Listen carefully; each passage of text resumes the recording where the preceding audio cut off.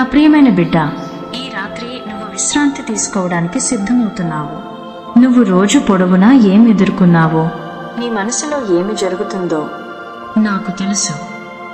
ఈ క్షణం నువ్వు వింటున్న ప్రతి మాట నా హృదయం నుంచి వస్తోంది. నీ ఆలోచనలని, సమస్యలని, భయాలు ఇవన్నీ ఇప్పుడు నా చేతుల్లో ఉంచు.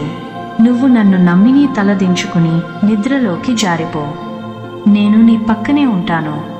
నేను నీ పరలోక తండ్రిని. నీ జీవితంలోని ప్రతిరోజు నాకు తెలుసు. నిన్ను గర్భంలో ఏర్పరచకముందే నేను నిన్ను తెలుసుకొని తిని, నువ్వు పుట్టకముందే నీ జీవితం గురించి నేను ప్రణాళిక వేసుకున్నాను. ఆ ప్రణాళిక శాంతి, ఆశీర్వాదం, భవిష్యత్తుతో నిండి ఉంది. నువ్వు ఎంత బలహీనంగా అనిపించినా నేను నీ బలాన్ని అవుతాను. నువ్వు ఎంత ఒంటరిగా అనిపించినా నేను నీ తోడుగా ఉంటాను. నువ్వు ఈ రాత్రి వింటున్న ప్రతి మాటను నీ హృదయంలో నిలుపుకో. యెహోవా నా కాపరి, నాకు ఏ కొరతయను కలగదు. నా బిడ్డ, నీకు అవసరమైన ప్రతి దానిని నేను ముందుగానే ఏర్పాటు చేస్తాను.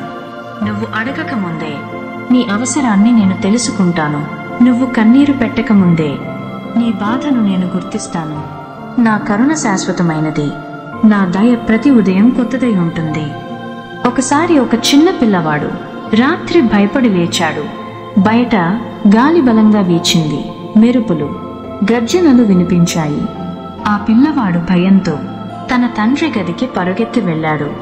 తండ్రి తన చేతిని చాచి అతన్ని కౌగిలించుకున్నాడు. ఆ కౌగిలిలో ఆ పిల్లవాడు సురక్షితంగా అనిపించింది.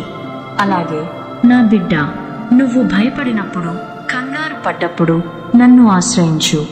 నా కౌగిలిలో నీకు శాంతి దొరుకుతుంది. భయపడకుము, నేను నీతో కూడానున్నాను. నిరుత్సాహపడకుము, నువ్వు నీ దేవుడిని.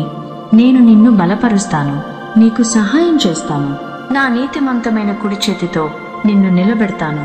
ఈ మాటలు కేవలం వాగ్దానాలు కాదు, ఇవి నా హృదయపు మాటలు.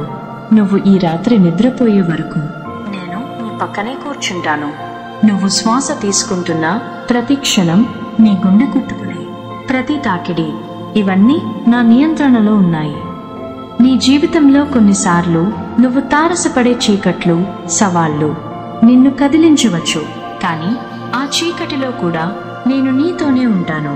చీకటిలో నడిచే నువ్వు నీ పాదాలకు దీపముగా నా వాక్యాన్ని ఉంచుకున్నావు. నా వాక్యం నీ దారిని వెలిగిస్తుంది, నీ అడుగులు తప్పకుండా ఉంచుతుంది. నువ్వు భయపడవలసిన అవసరం లేదు, ఎందుకంటే నేను నీ రక్షణ. నా బిడ్డ, నీ మనసులో ఉన్న ఆందోళనలను నాకప్పగించు.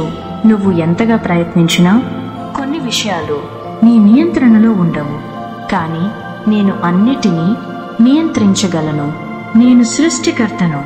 సముద్రపు అలలు, గాలి, నక్షత్రాలు ఇవన్నీ నా ఆజ్ఞను పాటిస్తాయి. నువ్వు కూడా నీ జీవితాన్ని నా చేతిలో ఉంచినప్పుడు నీకు శాంతి కలుగుతుంది. ఒకసారి ఒక యువకుడు తన భవిష్యత్తు గురించి చాలా ఆందోళన చెందుతున్నాడు. ఏం చేయాలో, ఏ దారిలో నడవాలో తెలియక అయోమయంలో ఉన్నాడు. ఒక వృద్ధుడిని కలిసి తన సమస్య చెప్పాడు. వృద్ధుడు ఒక చిన్న దీపం వెలిగించి రాత్రి చీకటిలో బయటకు తీసుకెళ్లాడు.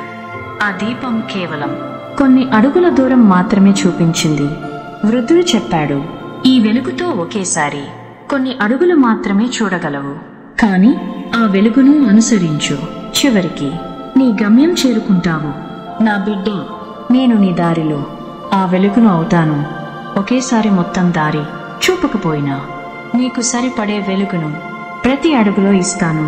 నువ్వు ఈ రాత్రి నిద్రపోయే ముందు నా వాగ్దానాలను గుర్తు చేసుకో.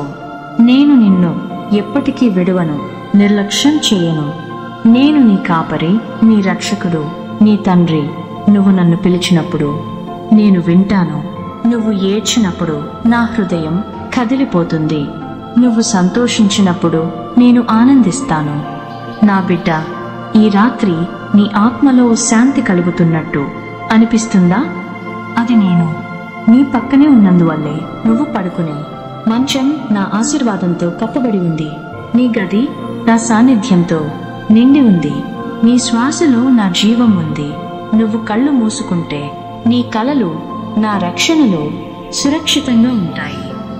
నా ప్రియమైన బిడ్డ, నేను నీ రక్షకుడినై ఉన్నాను. నా పేరు యేసు.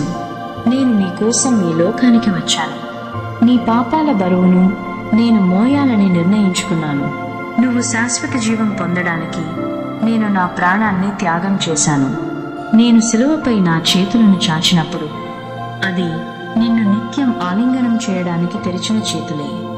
నువ్వు ఎంత దూరం వెళ్ళినా నా కౌగిలిలోకి తిరిగి రావడానికి దారి ఎప్పుడూ తెరిచి ఉంటుంది. నువ్వు బలహీనపడినప్పుడు, నువ్వు చేసిన తప్పుల బరువుతో నలిగిపోయినప్పుడు నేను నిన్ను నిందించను. నేను క్షమిస్తాను. నేను శుద్ధి చేస్తాను. ఎందుకంటే నువ్వు నా సొత్తు. నీ పేరును నేను నా చేతులలో చెక్కుకున్నాను. నువ్వు నాలో ఉన్నంత కాలం ఎవ్వరూ నిన్ను నా చేతుల నుండి లాక్కోలేరు.